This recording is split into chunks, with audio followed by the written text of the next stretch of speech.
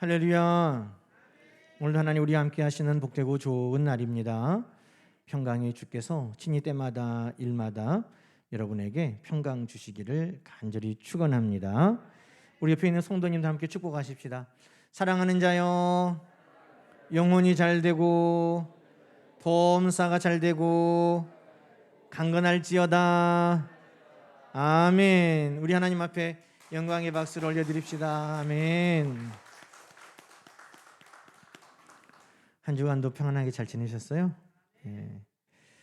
또 코로나로 감기로 또 여러 가지 연약함으로 못 뵀던 우리 성도님들 또 예배 뵙게 돼서 기쁩니다.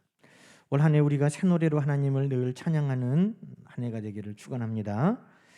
새 노래로 하나님을 찬양한다는 것은 셀 수 없는 많은 하나님의 기적의 도우심이 아니면 불가능하죠.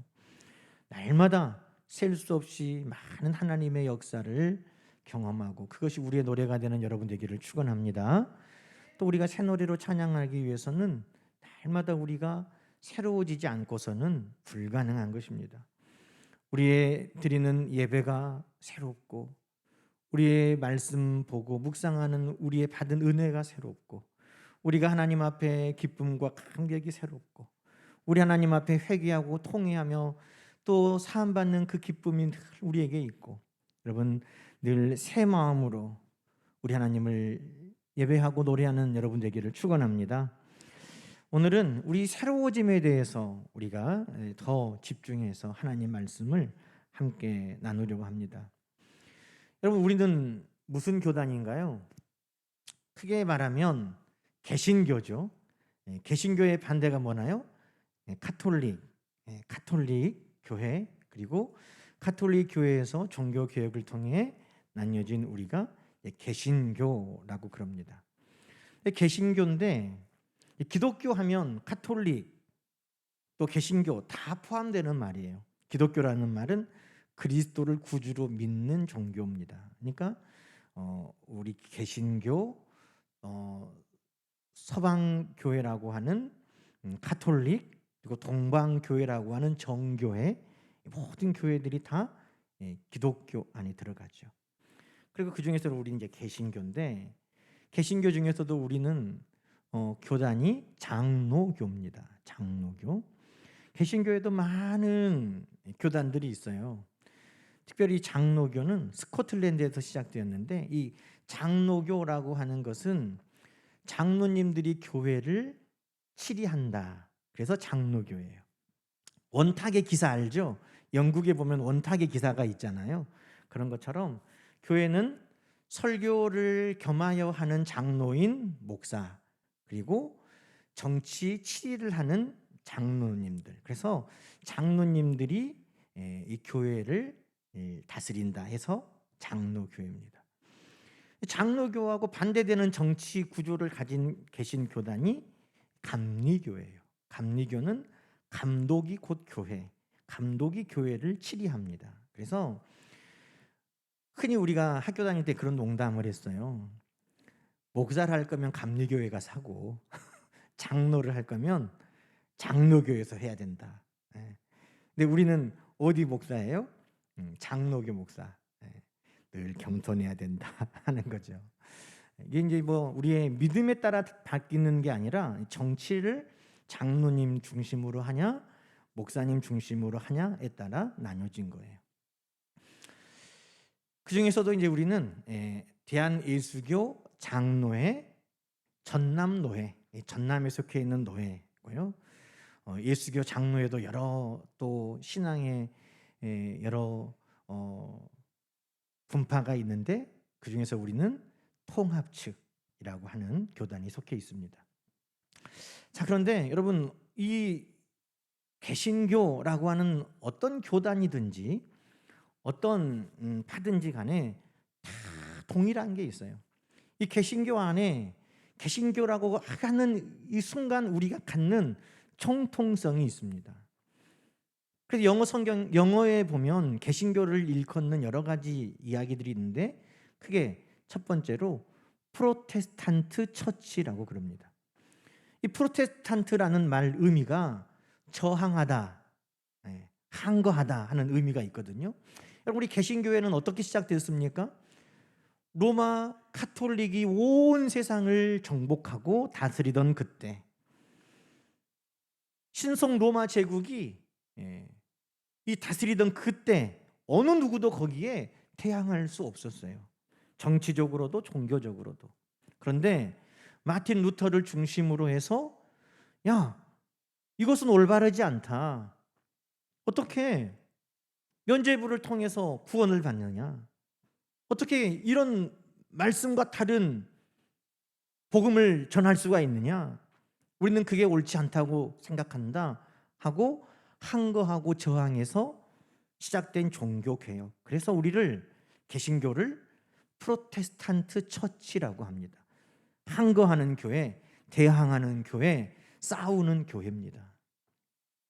두 번째로 이 개신교회를 말하는 또 하나의 영어의 표현은 에반겔리즘 처치입니다. 에반겔리즘, 다시 말하면 복음이라는 말이에요. 우리는 복음주의 교회라는 겁니다. 그 당시 카톨릭은 행위에 따른 구원을 말했어요. 공덕을 쌓아야 되거든요. 그래서 자기가 쌓은 공덕이 부족하면 성인이 쌓은 공덕을 빌려오는 겁니다. 그래서 성인을 숭상하는 거예요. 왜? 성인은 자기가 구원받고도 남는 공덕이 남아있거든요.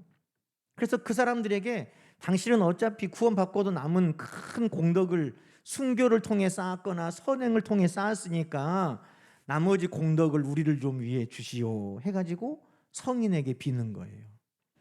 그런데 교회는 행위로 구원받는 것이 아니라 오직 우리는 믿음으로 구원받는다.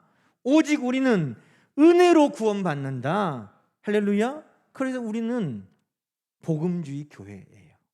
그래서 마틴 루터가 종교개혁을 할 때 오직 믿음으로, 오직 은혜로, 오직 말씀으로를 내세우고 종교개혁을 한 겁니다. 그래서 우리는 행위로 구원받는 것이 아니라 오직 은혜로, 믿음으로 구원받는 그 복음을 우리는 붙들고 있는 것입니다. 마지막으로 또 대표적인 영어로 이 개신교를 말하는 표현은 리폼드 처치입니다. 리폼드 처치. 리폼이란 말 여러분 많이 들어보셨죠? 우리가 옷이나 가방이나 너무 구닥다리인가? 너무 이제 유행이 지났나? 좀 헌 것 같은데 할 때 그것을 새롭게 하는 걸 우리가 리폼이라고 그러잖아요. 그 단어입니다. 교회를 새롭게 한다는 거예요. 그것을 개혁이라고도 하고 혁신이라고도 합니다. 그래서 우리가 믿는 이 개신교의 이 정신은 늘 불의에 항거하고 죄와 싸우고 저항했던 프로테스탄트 처치였고, 늘 우리는 은혜를 기억하고 하나님 앞에 나아가는 에반겔리즘 처치였고, 우리는 늘 우리를 새롭게 하기를 힘써왔던 리폼드 처치였다는 겁니다. 여러분, 우리는 그 믿음으로 지금 함께 신앙생활하고 있습니다. 우리 교회는 그런 믿음의 전통 위에 서 있고, 그리고 우리 교회에 속한 우리 모든 성도들도 그 마음으로, 그 정신으로, 그 믿음으로 우리가 함께 하나님 나라 갈 때까지 신앙생활을 해 나가는 것입니다. 여러분, 오늘 저는 왜 이렇게 거창하게 개신교를 영어로 말하는 이 이야기들을 했느냐? 오늘 우리가 하나님 앞에 새로운 마음으로 살아가는다는 것은 결국 이 세 가지 마음을 우리 한 사람 한 사람이 가지고 살 때 우리 안에 실현되는 일들이기 때문입니다. 여러분, 우리가 새로운 마음으로 하나님 앞에 새롭게 살아간다는 건 뭘까요? 이 세 가지가 함께 있을 때 가능한 것입니다. 여러분, 오늘 다윗은 이 시편 51편에서 하나님 앞에 10절부터 12절, 우리 핵심 말씀이니까 한번 읽어보십시다. 무엇을 하나님 앞에 구합니까? 자, 10절부터 읽습니다. 하나님, 내 속에 정한 마음을 창조하시고 내 안에 정직한 영을 새롭게 하소서. 나를 주 앞에서 쫓아내지 마시고 주의 성령을 내게서 거두지 마소서. 주의 구원의 즐거움을 내게 회복시켜 주시고 자원하는 심령을 주사 나를 붙드소서. 아멘. 여러분, 우리가 새로워진다는 것은, 여러분, 새로운 직장 얻으면 새로운 삶을 살 수 있을까요? 새로운 학교로 진학하면 새로워질까요? 우리 막내딸이 이제 중학교 가는데 새로워질까? 이제 고등학교 졸업하고 대학교 가는 우리 자녀들 새 사람이 될까? 대학교보다 더 혹독하고 힘든 군대를 갔다 오면 새 사람이 될까? 여러분, 어떻게 하면 새 사람이 되나요? 새로운 친구들을 만나면 새 사람이 됩니까? 아니죠. 우리는 스스로 잘 압니다. 그런 것들이 나를 새롭게 할 수 없다는 것입니다. 더더욱 새로운 집에 산다고, 새로운 자동차를 샀다고, 어떤 새로운 물건을 내가 갖게 되었다고 내가 새로워지는 것은 더더욱 아니죠. 그래서 솔로몬은 전도서에 그렇게 말한 것입니다. 여러분, 솔로몬이 전도서에서 뭐라고 말합니까? 헛되고 헛되니 모든 것이 다 헛되다는 거예요. 근데 왜 솔로몬이 이렇게 헛되다고 했냐면 전도서 1장 9절 10절 보면 이렇게 나와 있어요. 그가 이 땅에서 행하고 누린 모든 것이 다 새 것이 아니었다는 거예요. 새롭지 않았다는 거예요. 이렇게 말했습니다. 이미 있던 것이 후에 다시 있겠고 이미 한 일을 후에 다시 할지라. 해 아래에는 새 것이 없나니 무엇이 가리켜 이르기를 보라 이것이 새 것이라 할 것이 있으랴. 해 아래는요 새 것이 없어요. 그리고 새 것이 없으니 그것을 통해 내가 새 기쁨, 새 만족, 새로워짐을 얻을 수는 더더욱 없는 것입니다.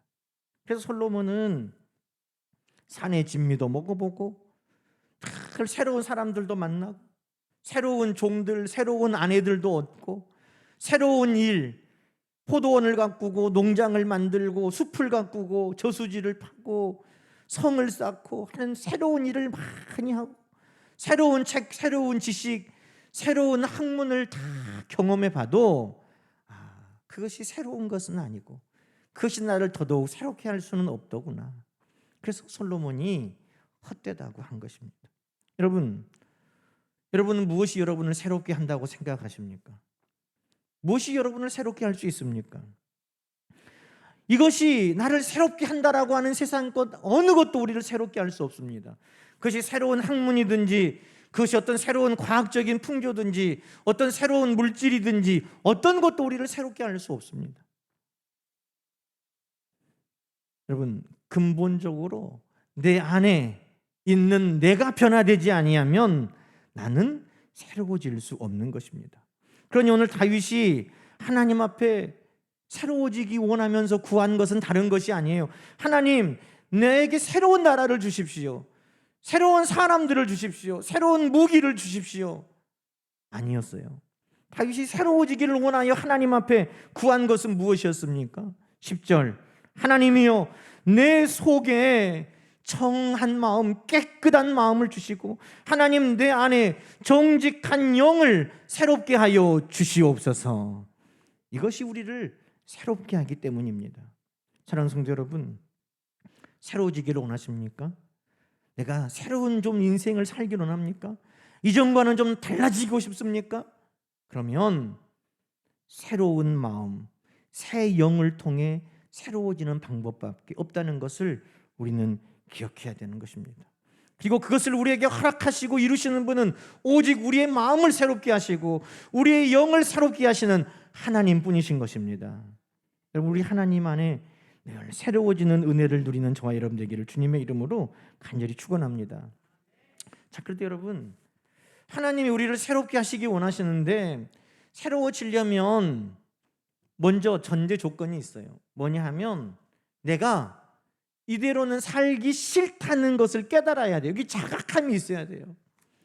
여러분, 아무리 돼지를 깨끗하게 씻겨가지고 돼지에게 옷을 입혀가지고 놔둬도 돼지가 그것을 원해야지요. 근데 돼지는 다시 어떻게 해요? 구정물로 돌아가서 막 뒹굴고 다 그렇게 한다는 거예요. 나는 여기가 좋아. 나는 이렇게 살고 싶어. 돼지는 새로울 수가 없는 거죠.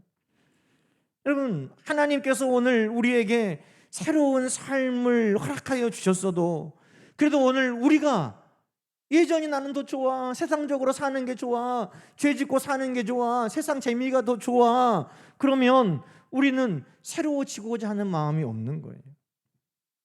여러분은 어떠세요? 새로워지고자 하는 마음이 있나요? 나는 예전처럼 살기 싫어 하는 그 마음이 있나요? 그 마음이 우리를 새롭게 해갈 것입니다. 여러분, 다윗은 오늘 하나님 앞에 새로워지고 싶어 하고 있습니다. 왜요? 3절, 5절 말씀 보니까 하나님, 내 죄가 항상 내 앞에 있습니다. 어머니가 나를 죄 중에 잉태하여 나는 늘 죄 가운데 있습니다. 그런데 그 죄가 다윗을 이롭게 하거나 행복하게 하거나 기쁘게 하는 것이 아니었어요. 시편 38편에 보니까 다윗이 이렇게 노래하고 있습니다. 하나님, 4절에 내 죄악이 내 머리에 넘쳐서 무거운 짐 같으니 내가 감당할 수가 없나이다. 여러분, 다윗은 그의 삶에 아무리 자기가 왕이고 강한 나라의 군주고 강한 용사고 명성과 그 이름이 높다 할지라도 그가 늘 죄 가운데 있는 이상 그가 고통에서 벗어날 수 없다는 것을 너무나 잘 알고 있었습니다. 그래서 그 죄가 내 머리에 무거운 짐과 같습니다. 벗어버리고 싶은 무거운 짐, 그것이 죄로부터 비롯됐다는 것을 다윗은 잘 알고 있었습니다. 왜? 왕이었는데도 어쩔 수 없는 거예요. 골리앗을 쓰러뜨린 용사였어도 그 죄를 어쩔 수가 없는 거예요. 성전을 지을 많은 재물을 다 준비한 왕이었어도 돈으로도 어쩔 수 없는 거예요. 그 괴로움이 죄로부터 왔다는 것을 그는 너무나 잘 알고 있었기 때문에 더 이상 나는 이 죄의 무게에 눌려 살기 싫다 하는 것이 오늘 이 다윗의 고백이었다는 것입니다. 여러분, 죄 가운데 눌려 살고 싶으세요? 죄 가운데 이제 나는 자유롭고 싶으세요? 나는 더 이상 예전처럼 죄 가운데 나는 살고 싶지 않아. 여러분, 그 마음이 여러분 가운데 늘 있기를 주님의 이름으로 축원합니다. 그것이 프로테스탄트 처치예요. 프랑스 혁명을 그린 소설 레미제라블, 뮤지컬로도 많이 유명하죠. 저도 많이 좋아해요, 그 뮤지컬을. 근데 그 중에서도 Do you hear the people sing? 이라는 노래가 있어요. 너는 저 노래가 들리냐? 화난 민중들이 부르는 노래야. 그 노래는 다시는 노예로 살 수 없다는 그들이 부르는 노래야. 저 노래가 네 가슴을 뛰게 한다면, 네 가슴이 드럼과 같이 울리면 그때 새날 그날이 내일처럼 올 거야. 가사가 그렇게 돼 있어요. 그 사람들이 어떻게 떨쳐 일어났다고요? 더 이상 나는 이렇게 살기 싫어 하는 그 마음이 그들을 떨쳐 일어나게 만들었고 싸우게 만들었고 승리하게 만들었다는 겁니다. 여러분, 우리는 그런데 죄에 넘어지면서도 그것이 우리의 숙명인 것처럼 받아들여요.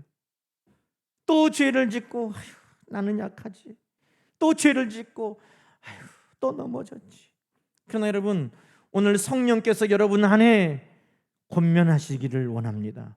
나는 더 이상 죄에 넘어져서 죄의 노예로, 죄의 무게 아래 나는 더 이상 살기 싫어. 여러분, 이 마음이 여러분 안에 있기를 주의 이름으로 축원합니다. 나는 더 이상 죄 가운데 살기 싫어. 여러분, 죄 가운데 살기 싫으면 어떻게 해야 될까요? 역설적이게도 자기가 넘어졌던 그 죄를 기억하고 있어야 된다는 것입니다. 여러분, 오해하지 마세요. 하나님은 우리가 회개하면 단번에 그 죄를 다 용서하시는 하나님이십니다. 우리가 큰 죄를 지었으면 큰 죄는 많이 오랫동안 회개해야 없어지고, 작은 죄는 작으니까 한 번 하면 없어지고 그러지 않아요.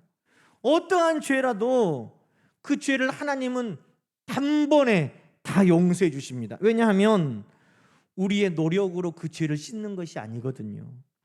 우리의 죄는 크나 작으나 예수 그리스도의 십자가의 대속의 피로 씻는 것입니다. 내 선함으로 씻거나 내가 반성해가지고 씻거나 내 눈물로 씻는 게 아니에요. 예수 그리스도께서 십자가에서 대신 흘려주신 그 보혈이 우리의 어떤 죄라도 다 깨끗하게 씻어주시는 것입니다. 그래서 우리가 죄를 기억한다 하는 것은 그 죄가 용서되지 않았기 때문에 끊임없이 회개해야 된다는 걸 말하는 게 아니에요. 내가 어디에서 넘어졌는지 그것을 기억하지 아니하면 또 넘어지기 때문에 내가 죄와 싸우기 위해서 그 죄를 알고 있어야 한다는 것입니다. 여러분, 오늘 다윗은 이 시를 언제 썼다고 기록되어 있습니까? 이 51편, 이 시편은요, 그 1절 앞에 표제어를 보세요. 다윗이 밧세바와 동침한 후 선지자 나단이 그에게 왔을 때 기록한 시라고 되어 있습니다. 다윗이 어느 날 그 성전이 아니죠. 어느 날 그의 왕궁 옥상을 거닐고 있는데 아리따운 여인이 목욕하는 걸 봤어요. 남편이 있는 여자였는데 그 여자를 데려다가 동침하고 임신하게 만들었어요. 그래서 남편에게 들킬까 봐 그 남편을 회유했는데 듣지 않으니까 전쟁터 가장 앞에 세워가지고 죽여버렸어요. 그리고 그 남편이 죽자 자기 아내 삼았어요. 이게 정직한 일입니까? 선한 일입니까? 몰래 했지만 하나님은 다 아셨어요. 하나님께서 나단 선지자를 보내서 책망하셨어요. 다윗이 회개했습니다. 그 내용이 오늘 말씀이에요. 여러분, 회개했으면 됐지. 그걸 노래로 만들어가지고 모든 이스라엘 백성들이 부르고 있어요. 그걸 노래로 만들어서 끊임없이 하나님 앞에 되뇌었어요. 왜? 부끄럽고 숨기고 싶은 그의 죄와 허물이었지만 그것을 기억해야 새로워질 수 있기 때문에, 그것을 기억해야 하나님 앞에 회개하고 하나님 앞에 은혜를 구하고 얻을 수 있기 때문에 여러분 날마다 그 노래를 부르며 하나님 앞에 그 죄를 통했다는 거예요. 여러분, 시편에 보면 유명한 참회 시가 있어요. 시편에 7대 참회 시라. 시편 6편, 32편, 38편, 오늘 우리가 읽은 51편, 102편, 130편, 143편, 이 시는 여러분 회개할 때 우리의 마음을 담아 읽어보시면 좋아요. 근데 이 시가 7대 참회시, 회개하는 시예요. 그런데 이 7개 시 중에 무려 5개가 다윗의 시예요. 그런데 여러분, 이 다윗의 7개 시 중에도 대부분이 어떤 내용인 줄 아세요? 이 밧세바와의 사건을 노래하는 시예요. 우리가 잘 아는 시편 38편, 시편 6편에 내가 탄식함으로 피곤하여 밤마다 눈물로 내 침상을 띄웠나이다. 언제 이 시를 썼다고 사람들이 말하냐면 다윗이 밧세바와의 그 사건, 그것을 기억하면서 하나님 앞에 회개하고 통회하면서 얼마나 눈물을 흘렸는지, 그 눈물이 그의 요를 적시고 과장하게 말하면 그의 침대를 둥둥 띄울 정도로 하나님 앞에 많은 회개의 눈물을 흘렸다는 거예요. 그래서 그 시를 썼다는 거예요. 시편 32편은 허물의 사함을 받고 자신의 죄가 가려진 자는 복이 있다. 이거 언제 쓴 거예요? 하나님 앞에 그 밧세바의 그 죄를 회개하고 하나님이 그를 용서하시고 마음에 평안을 주신 것을 기뻐하며 감사하며 이 시를 썼다는 거예요. 여러분, 우리가 하나님 앞에 죄를 짓지 아니하고 새로워지기를 원하는 삶을 살 때 중요한 것은 죄와 싸우는 것이고, 또 하나는 끊임없이 내가 넘어졌던 그것을 기억하는 거예요. 밧세바와의 사건, 말도 하기 싫죠. 떠올리기도 싫죠. 누가 알까 두렵죠. 그런데 다윗은 끊임없이 그걸 기억하는 거예요. 나는 약하지. 나는 너무나 약하지. 나는 거기에 넘어지지. 그러니 하나님의 은혜를 구하는 거예요. 내가 이길 수 있는 것이 아니라 하나님이 도와주시지 않으면 나는 이길 수 없으니 하나님의 은혜를 바라보는 것. 이렇게 죄가 많은 나를 하나님이 오늘 말씀대로 나를 버리지 아니하시고 멀리하지 아니하시고 하나님이 나를 가까이 두시는구나. 이 은혜를 날마다 바라보면서 회개하고 통회하는 마음이 하나님의 은혜를 바라보는 마음으로 나가는 거예요. 여러분, 새로워진다는 건 뭐냐면 날마다 새로운 은혜를 경험하는 거예요. 회개하고 그 회개를 통해서 나는 약하지만 그럼에도 불구하고 나를 붙들어 주신 하나님을 만날 때 우리는 새 은혜를 누리는 것입니다. 여러분, 바울에게는요 넘지 못할 큰 허물과 죄가 있었어요. 그게 뭐냐면 예수님을 믿는다고 사람들을 잡아 죽이는 일이에요. 핍박하던 일이에요. 성경에 스데반 집사를 죽일 때 가장 앞장섰던 사람이 바울이었다고 아예 성경에 기록까지 해놨어요. 그것이 사도 바울에게는 뛰어넘을 수 없는 허물이었어요. 그래서 바울도 스스로 말하기를 나는 전에 복음의 대적자요 박해자요 핍박자였다고 말하는 것입니다. 나는 죄인의 괴수라고 말하는 것입니다. 그럼에도 불구하고 그런 나를 용서하신 하나님을 기억하면서 바울은 회개하는 그 자리가 은혜의 자리가 되었다는 것입니다.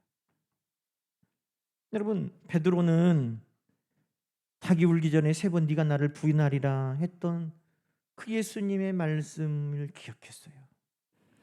전승에 따르면 닭이 울 때마다 베드로는 가슴을 치며 회개했다는 거예요. 그래서 유럽 교회에 가면 교회 종탑 거기에 닭이 그려져 있어요. 왜? 우리는 새벽에 종을 치고 새벽 예배 사람들이 생각하는데 유럽에서는 닭이 울면 그 닭이 자기의 가슴을 치고 회개하게 만드는 거예요. 한번 회개했으니까 잊어버리는 것이 새로워지는 것이 아니라 우리는 내가 어디에서 넘어졌던가, 내가 어디에서 하나님 앞에 범죄했던가를 기억하면서 끊임없이 하나님의 은혜를 붙드는 것이 우리는 새로워지는 것임을 여러분 기억하시기 바랍니다. 그렇게 우리는 날마다 하나님 앞에 새 은혜를 가지고 새로워지는 거예요. 사랑하는 성도 여러분, 오늘 우리 모두에게도 나 때문에 예수 그리스도께서 돌아가셨다, 내 죄 때문에 예수 그리스도께서 돌아가셨다, 우리가 결코 잊어버릴 수 없는 우리의 큰 죄와 허물이 우리에게 있는 거예요. 다른 사람들이 알기 창피하고 다른 사람들에게 말하기 부끄러운 죄도 다 있어요. 그러나 그것이 우리를 죄책감에 메어놓기 위한 것이 아니라 그럼에도 불구하고 우리를 사랑하신 그 하나님의 은혜를 날마다 새롭게 경험하게 하시는 하나님의 위로하심이라는 것을 여러분 기억하시기 바랍니다. 그때 우리는 새 은혜를 가지고 새 마음으로 우리 하나님 앞에 예배하게 되는 것입니다. 사랑하는 여러분, 그렇죠. 교회도 늘 그래요. 죄와 싸우는 것이고 다시는 그 죄 가운데 넘어지지 않겠다고 내가 결단하는 것이고, 그러면서도 나를 붙드신 하나님, 사랑하신 하나님을 우리는 기억하면서 은혜 아래 잠기는 것이고, 그래서 나는 늘 새로워지기를 힘쓰는 것이고, 그것이 교회적으로도 개인적으로도 멈춤 없이 이루어질 때 우리는 하나님을 새 노래로 찬양하는 삶을 살아가게 되는 것입니다. 올 한 해 우리 모두가 여러분 죄와 피 흘리기까지 늘 싸워서 싸우는 교회, 싸우는 성도, 그러므로 새로워지는 우리 삶이 되기를 소망합니다. 그럼에도 불구하고 우리를 사랑하여 주신 그 은혜를 날마다 기억하고 묵상하면서 새로운 은혜 아래 잠기는 여러분 되기를 축원합니다. 나는 새로워질 거야. 나는 늘 새로워진 그 마음으로, 그 심령으로 우리 하나님을 예배할 거야. 우리 잊지 말고 그렇게 하나님 앞에 예배하고 나아가는 저와 여러분 되기를 주님의 이름으로 간절히 축원합니다. 기도하십시다. 하나님 아버지, 감사합니다. 더 이상 나는 죄 가운데 살기 싫습니다. 하나님, 나를 도와주시옵소서. 우리 힘으로는 죄와 싸워 이길 수 없사오니 주여 내 안에 청한 마음을 주시고 정직한 영을 늘 새롭게 하여 주셔서 사랑하는 성도들이 죄의 모든 유혹에서 싸워 이기도록 하나님 도와주옵소서. 하나님, 그럼에도 불구하고 여전히 나를 사랑하여 주시는 하나님 감사합니다. 그 은혜를 날마다 기억하고 우리 하나님 앞에 새 은혜 아래 잠기는 우리 모두가 되게 하여 주시옵소서. 하나님, 새 마음, 새 영, 새로운 모습으로 우리 하나님 앞에 날마다 설 수 있도록 우리를 도와주시기를 간절히 구하고 나오며 예수님의 이름으로 기도드리옵나이다. 아멘.